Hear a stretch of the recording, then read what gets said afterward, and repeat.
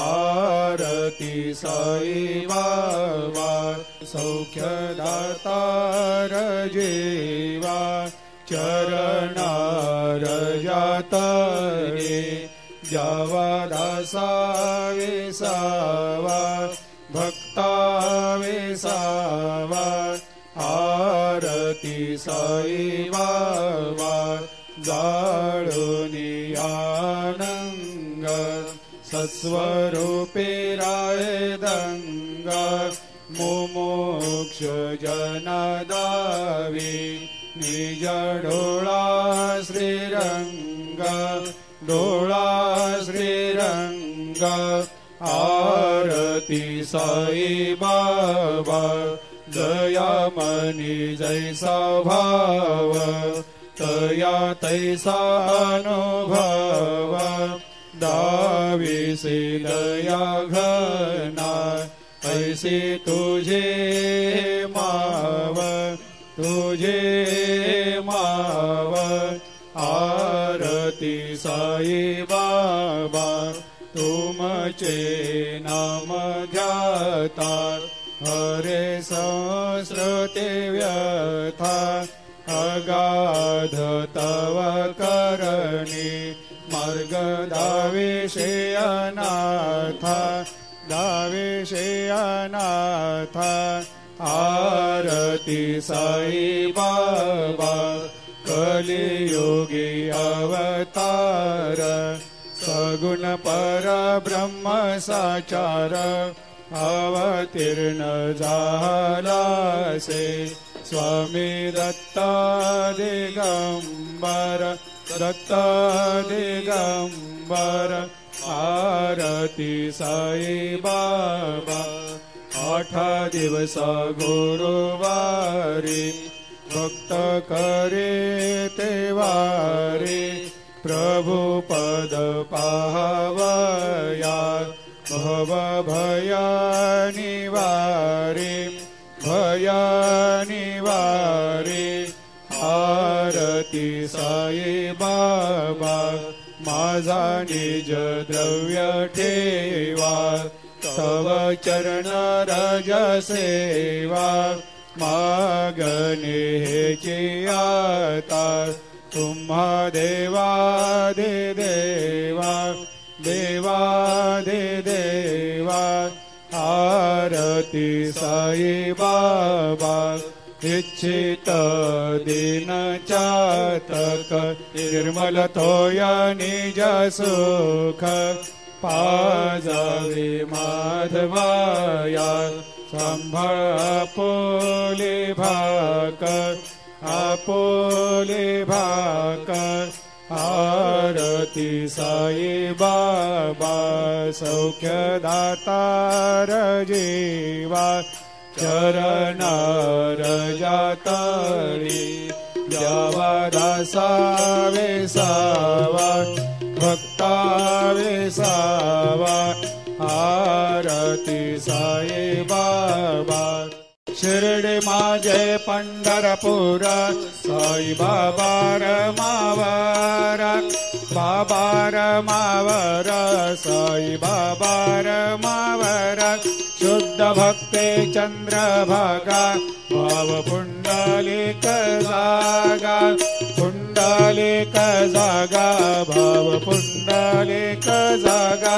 Yahoo Yahoo अवघे गण करो बाबा शिवंदन साई शिवंदन करो बाबा शिवंदन गणू म्हणे बाबा साई भाव भाव माझे आये भाव माझे आये भाव भाव माझे आये घालीन लुटांगण वंदीन चरण डोळ्यान पायन रूप तुझे प्रेमे अलंगेन आनंदे पूजिन भावे वाळीन म्हणे नावा त्वमेव माता पिता त्वमेव त्वमेव बंधु सखा त्वमेव त्वमेव विद्या द्रविणं त्वमेव त्वमेव सर्वं मम देवदेव कायेन वाचा मनसेन्द्रियर्वा बुद्ध्यात्मना वा प्रकृतिस्वभावात् करोमि यद्यत् सकलं परस्मै नारायणायति समर्पयामि अच्युतं केशवं रामनारायणं कृष्णदामोदरं वासुदेवं हरि श्रीधरं माधवं गोपिकावल्लभं जानकीनायकं रामचन्द्रं भजे हरे राम राम राम हरे हरे हरे कृष्ण कृष्ण कृष्ण हरे हरे अनंता तुला ते कसे रे स्तवावे अनंता तुला ते कसे रे नमावे अनंता मुखाचा शेष गाता नमस्कार साष्टांग श्री साईनाथा स्मरावे मनी त्वत्पदा नित्य भावे पुरावे तरे भक्ति साठे स्वभावे तरावे जगातारुणी मायताता नमस्कार साष्टांग श्री साईनाथा वसे जो सदा दावया संतलेला दिसे अज्ञ लोकान परे जो जनाला परे अंतरे ज्ञान कैवल्य दाता नमस्कार साष्टांग श्री साईनाथा बरालाधला जन्म हा मानवाचा नरासार्थका साधनी भूत साचा दरो साई प्रेमा गळाया अहंता नमस्कार साष्टांग श्री साईनाथा धरावे करे सान अल्पज्ञ बाला करावे अमाधन्य चुंबो निगाला मुखे घाल प्रेमे कराग्रास आता नमस्कार साष्टांग श्री साईनाथा सुरादेक ज्यांच्या पदा वंदिताते शुकादेक ज्यांते समानत्व देते प्रयागादि तीर्थे पदे नम्र होता नमस्कार साष्टांग श्री साईनाथा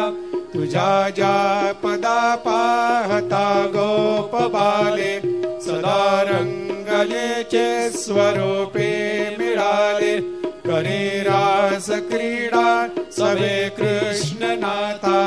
नमस्कार साष्टांग श्री साईनाथा तुला मागतो मागणे एक द्यावे करा जोडितो दीन अत्यंत भावे भवे मोहनी राज हातारी आता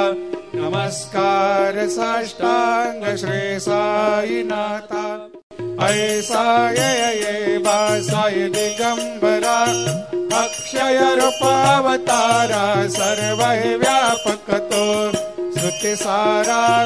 अनुसया त्रिकुमारा बाबा ये बाल काशी स्नान जपा प्रतिदिवसे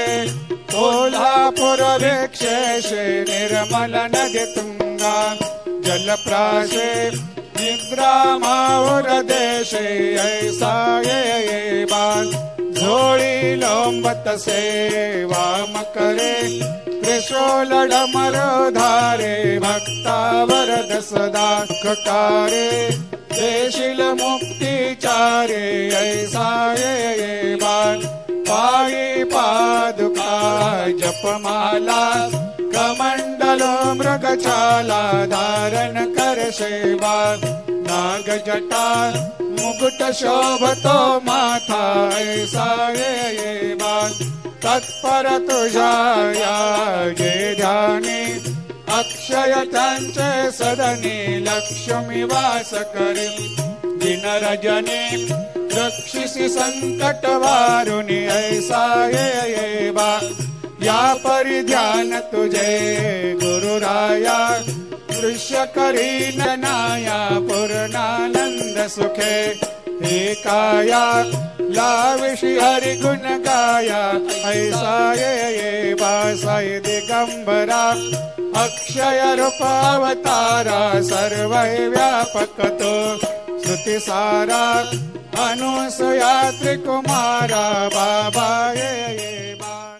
सदा सस्वरूपं चिदानंद कंदम जगत्संभवस्थान संहार हेतुं स्वभक्तेच्छया मानुषं दर्शयन्तं नमामीश्वरं सद्गुरुं साईनाथं भवद्वांसविध्वंसमार्तण्डमिड्यं मनोवागतीतं मुनिर्ध्यानगम्यं जगद्व्यापकं निर्मलं निर्गुणत्वां नमामीश्वरं सद्गुरुं साईनाथं भवाम्भोधिमग्नार्दितानां जनानां स्वपादाश्रितानां स्वभक्ते प्रियाणां समुद्धारणार्थं कलौ सम्भवन्तं नमामीश्वरं सद्गुरुं साईनाथं सदा निम्बवृक्षस्य मूलाधिवासात् सुधाश्राविणं तेक्तमप्यप्रयन्तं तरुं कल्पवृक्षादिकं साधयन्तं नमामीश्वरं सद्गुरुं साईनाथं सदा कल्पवृक्षस्य तस्यादिमूले भवद्भावबुद्ध्या सपर्यादिसेवां नृणां कुर्वतां भोक्तिमुक्ते प्रदन्तं नमामीश्वरं सद्गुरुं साईनाथं अनेकाश्रुतातर्कलीलाविलासे समाविष्कृतेशानभास्वत्प्रभावम् अहं भावहीनं प्रसन्नात्मभावं नमामीश्वरं सद्गुरुं साईनाथं सतां विश्रमाराममेवाभिरामं सदा सज्जनैः संस्तुतं सन्नमद्भि जनामोददं भक्तभद्रप्रदन्तं नमामीश्वरं सद्गुरुं साईनाथम् अजन्माद्यमेकं परब्रह्म साक्षात् स्वयं सम्भवं राममेवावतीर्णं भवद्दर्शनात् सम्पुनीतः प्रभोऽहं नमामीश्वरं सद्गुरुं साईनाथं श्री साईश कृपानिधे किल नृणां सर्वार्थसिद्धे प्रदं युष्मत्पादरज प्रभावमतुलं दातापि वक्ता क्षमः सद्भक्त्या शरणं कृताञ्जलिपुट सम्प्रापितोऽस्मि प्रभो श्रीमत्साई परेश पादकमलात् न्यान्यच्चरण्यं मम साईरूपधर राघवोत्तमं भक्तकामविबुधद्रुमं प्रभुं माययोपतचित्तशुद्धये चिन्तयाम्यमर्निशं मुदा शरत्सुधांशो प्रतिमं प्रकाशं कृपातपत्रं तव साईनाथ त्वदीयपादाब्जसमाश्रितानां स्वच्छायया तापमपाकरोतु उपासनादैवत साईनाथ स्तवैर्मयोपासनिना सुधस्त्वं रमेन्मनोन्मे तव पादयुग्मे भृङ्गो यथाब्जे मकरन्दलुब्धः अनेकजन्मार्जितपापसंक्षयो भवेद्भवत्पादसरोजदर्शनात् क्षमस्व सर्वान् अपराधपुञ्जकान् प्रसीद साई सद्गुरो दयानिधे श्री साईनाथ चरणामृतपोतचित्तास् तत्पादसेवनरतः सततं च भक्त्या संसारजन्यदुनितोर्धवनिर्गतास्ते कैवल्यधाम परमं समवाप्नुवन्ते स्तोत्रमेतत् पठेद् भक्त्या यो नरस्तन्मना सदा सद्गुरो साईनाथस्य कृपापात्रं भवेद् ध्रुवम्। रुसो मम प्रियांबिका मजवरे पिता हे रुसो रुसो मम प्रियांगना प्रियसुतात्मजा हे रुसो रुसो भगिनी बंधु हे श्वशुर सासुबाये रुसो न दत्त गुरु साये मा मजवरी कदे रुसो पुसो न सुन बाये त्या मजन भ्रातृजाया पुसो पुसो न प्रिय सयरे प्रिय सगे न ज्ञाते पुसो पुसो सुरधना सखा स्वजननाप्त बंधो पुसो परे न गुरु साये मा मजवरी कदे रुसो पुसो न बला मुले करुण हृदयेना पुसो पुसो न गुरु धाकोटे मजन थोरसाने पुसो पुसो न च भले बोरे सुजन साधु हेना पुसो परे न गुरु साये मा मजवरी कदे रुसो रुसो चतुर तत्ववेद विबोध प्राज्ञ ज्ञानी रुसो रुसो हि विदुषे स्त्रिया कुशल पंडिता हे रुसो रुसो महीपते यते भजक तापसे हे रुसो न दत्त गुरु साये मा मजवरी कदे रुसो रुसो कवे ऋषि मुनि अनघसिद्ध योगे रुसो रुसो हि ग्रह देवता निकुल ग्राम देवे रुसो रुसो खल पिशाचहि मलिन डाकिने हे रुसो न दत्त गुरु साये मा मजवरी कदे रुसो रुसो मृग खग क्रमे अखिल जीव जंतु रुसो रुसो विटप प्रस्तरा अचल आपगाब्धे रुसो रुसो खपवनाग्निवार अवनि पंचतत्वे रुसो न दत्त गुरु साये मा मजवरी कदे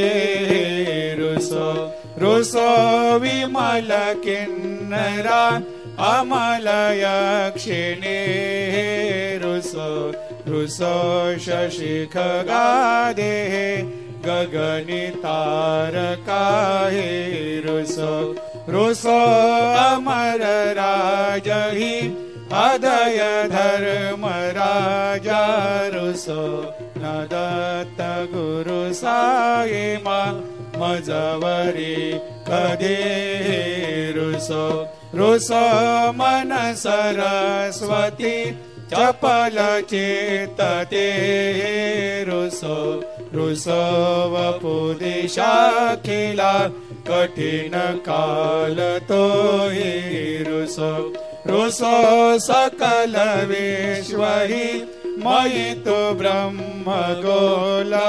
रुसो न दत्त गुरु साये मा मजवरी कदे रुसो विमूढ मनुनि हसो मजन मत्सरा हेडसो पदाभिरुचि उल्लसो जनन कर्दमीनापसो न दुर्गधृतीचा धसो अशिव भाव मागे खसो प्रपंची मन हे रुसो दृढ विरक्ती चेते ठसो गुणाची घृणा नसो न च स्पृहा कशाचे असो सदैव हृदये वसो मनसि ध्यानि साई वसो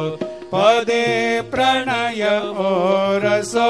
निखिल दृश्य बाबा दिसो न दत्त गुरु साई मा उपरि याचनेला रुसो रुसो मम प्रियांबिका मजवरे पिता हे रुसो रुसो मम प्रियांगना प्रिय सुतात्मजा हे रुसो रुसो भगिनी बंधु हे श्वशुर सासुबागे रुसो न दत्त गुरु साई मा मजवरी कधी रुसो पुसो न सुन बाये त्या मजन भ्रातृजाया पुसो पुसो न प्रिय सयरे प्रिय सगे न ज्ञाते पुसो पुसो सुरधना सखा स्वजननाप्त बंधो पुसो परि न गुरु साई मा मजवरी कधी रुसो पुसो न बला मुले करुण हृदयहीना पुसो पुसो न गुरु धाकुटे मजन थोरसाने पुसो पुसो न च भले बोरे सुजन साधुहीना पुसो परि न गुरु साई मा मजवरी कधी रुसो रुसो चतुर तत्ववेद विबोध प्राज्ञ ज्ञानी रुसो रुसो हि विदुषे स्त्रिया कुशल पंडिता हे रुसो रुसो मयि पतेयते भजक तापसे हे रुसो न दत्त गुरु साई मा मजवरी कधी रुसो रुसो कवे ऋषी मुनी अनघसिद्ध योगी रुसो रुसो हि ग्रह देवता निकुल ग्राम देवे रुसो रुसो खल पिशाचहि मलिन डाकिने हे रुसो न दत्त गुरु साई मा मजवरी कधी रुसो रुसो मृग खग क्रमे अखिल जीव जंतु रुसो रुसो विटप प्रस्तरा अचल आपगाब्धे रुसो रुसो खपवनाग्निवार अवनि पंचतत्वे रुसो न दत्त गुरु साई मा मजवरी कधी रुसो रुसो विमल किन्नरा अमल यक्षिणी रुसो रुसो शशि खगादे गगनि तारका हे रुसो रुसो अमर राजहि अदय धर्म राजा रुसो न दत्त गुरु साई मा मजवरी कधी रुसो रुसो मन सरस्वती चपल चेतते रुसो रुसो वपु दिशाखिला कठिन काल तो हि रुसो रुसो सकल विश्व हि मयि तु ब्रह्म गोलारुसो न दत्त गुरु साई मजवरी कधी रुसो विमूढ मनुनी हसो मजन मत्सरा हेडसो पदाभिरुचि उल्लसो जनन कर्दमीनापसो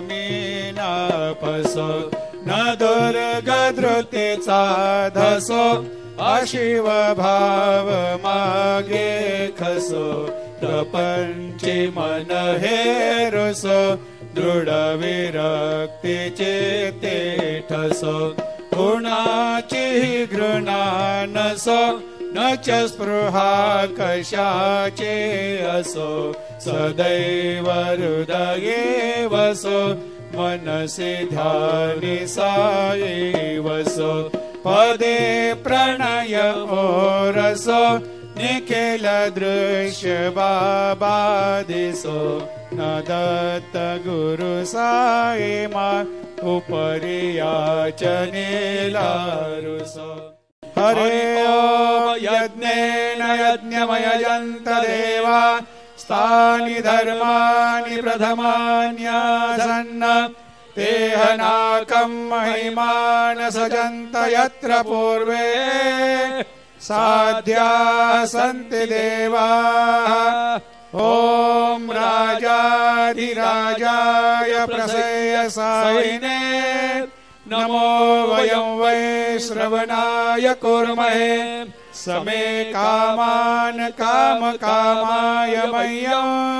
कामेश्वरो वै श्रवणो ददातु कुबेराय वै श्रवणाय महाराजाय नमः ॐ स्वस्ते साम्राज्यं भोज्यं स्वराज्यं वैराज्यं पारमेष्ठ्यं राज्यं महाराज्यमाधिपत्यमयं समन्तपर्यात् ईशा सार्वभौम सार्वाय शान्तार्धात् परार्धात् पृथिव्यै समुद्रपर्यन्ताय एकराळिति तदप्येष श्लोको विगीतो मरुतः परिवेष्टारो मरुतस्यावसंग्रहे आवीक्षितस्य कामप्रेर्विश्वे देवा सभासदेते श्रीनारायण वासुदेवाय सच्चिदानन्द सद्गुरु साईनाथ महाराज की जय। करचरण कृतं वा कायजं कर्मजं वा श्रवणनयनजं वा मानसं वा अपराधं विहितमविहितं वा सर्वमेतत् क्षमस्व। जय जय करुणाब्धे श्री प्रभो साईनाथ श्री सच्चिदानंद सद्गुरु साईनाथ महाराज की जय।